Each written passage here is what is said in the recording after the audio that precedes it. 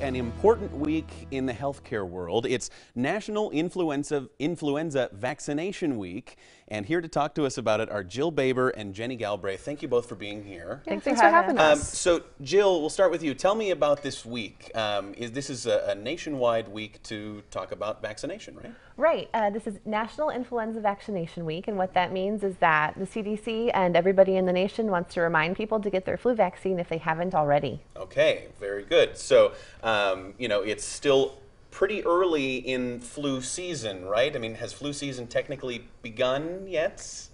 Depends on who you ask. It actually has begun. We've already seen quite a few cases across the state already, but Wow. We're in a lull right now, so now would be the perfect time to get your vaccination. Okay, so Jenny, kind of give us the rundown on why it's important to get vaccinated. Sure. So obviously the most important reason to get vaccinated is the best method we have to prevent yourself from getting flu, but it also helps prevent other people from getting flu, those who can't get vaccinated yet. Okay, right.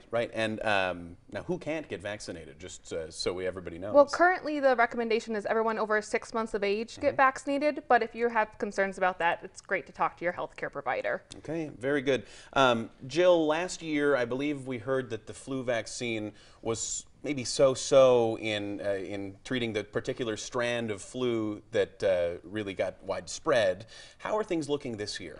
Well, it's a little hard to tell because influenza is unpredictable. However, so far the influenza A 2009 H1N1 strain has predominated, and that strain actually, vaccine efficacy for that strain is usually a little higher than when we have an AH3 year. And so that is a good news for this year, although it's hard to tell what will happen. Okay, but despite the good news on that front, you still want to get vaccinated, right? That's kind of the whole point. Yeah? Right. Everybody needs to get vaccinated every year. It's the best way to prevent influenza. Okay. How are numbers, Jenny, looking? In the past few years, are more and more people receiving that vaccine?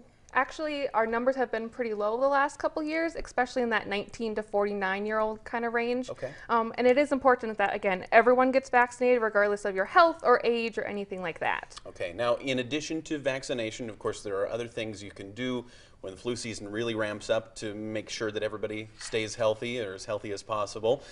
Jill, can you give us some other helpful prevention tips that we can keep in mind as flu season starts? Of course. One of the best ways, of course, is to wash your hands. Hand washing prevents all sorts of diseases, and so it's super important.